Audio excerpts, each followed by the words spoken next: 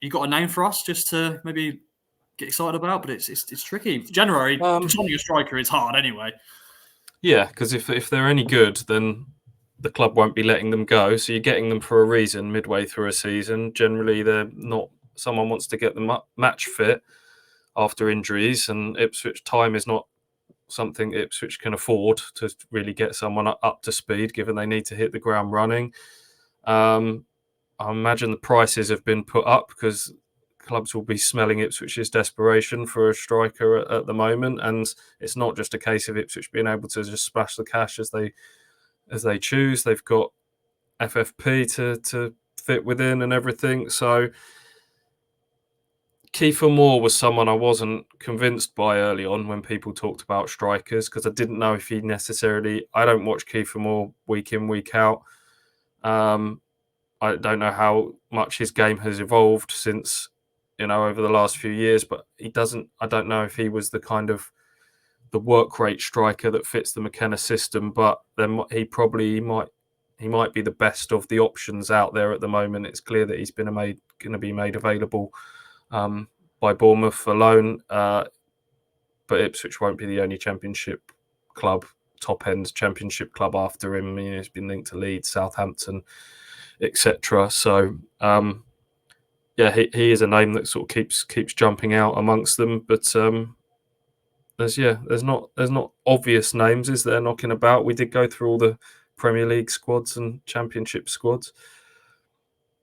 Although we didn't look at European players, though, Stu, but that's another situation that they have to go through with obvious reasons and all that. But AJ, you got a player that you could chuck at us? Anybody interested? It is like in the summer. It's easier to maybe look at other players, but January is just such a hard window to sign.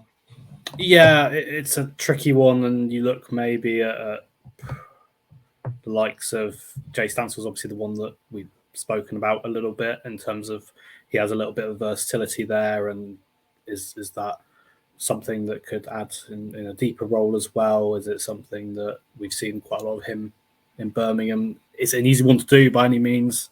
I don't think so, but that's probably the one to keep an eye on from the links that have come out. Apart from that, it's tricky, and it depends whether what the market is in terms of the recruitment as well, because you can look down, and looking down is always a good way to find value. There'll be players that you can get that have impressed at a lower level that you could think about stepping up. The two players that always come to mind in terms of the ones that have done that, Macaulay Langstaff would be a huge jump up for him coming up from League Two, for example, but he's banged in goals at a lower level. Colby Bishop's one that Town fans will be familiar with again, but given Town's position, is it really what you'd want, knowing that you'd still have to go out and spend a few million and get a player that has only really done it kind of League One, League Two level? That's a huge risk. And then you're looking at marquee names, but they're always going to be hard. Yeah, there's international markets there, for example. I think there's quite a few actually up in Scotland. I've always been impressed by the ones that Aberdeen have at their disposal. They've got a couple of good strikers up there. I know one of them that's been spoken about, Miofsky, really good player, but someone that they're looking at having north of £5 million for, and that's a lot of money again for someone that's not played in English football. So from my perspective, I think the best balance to have is you want that marquee name. You want the marquee name that can step up and replace George Hurst's, and that's a tough gig to follow. Then after that, you may be looking at a Premier League loanee, possibly, but you run the risk of having a Dane Scarlett repeat where maybe they're not just quite at the level you want. Again, there's names you could have there. I always like Divine Mabama at West Ham, but I watched him play yesterday and he had a really tough time against Bristol City. Maybe someone like Duran at Villa, for example. They'll have a list. They'll know what they're doing. I think that maybe the first choice and Premier League loanee combos are a good way to go about it, but by no means is it an easy market. You're looking for one striker this month, it's hard enough, but trying to do two, that's a real challenge.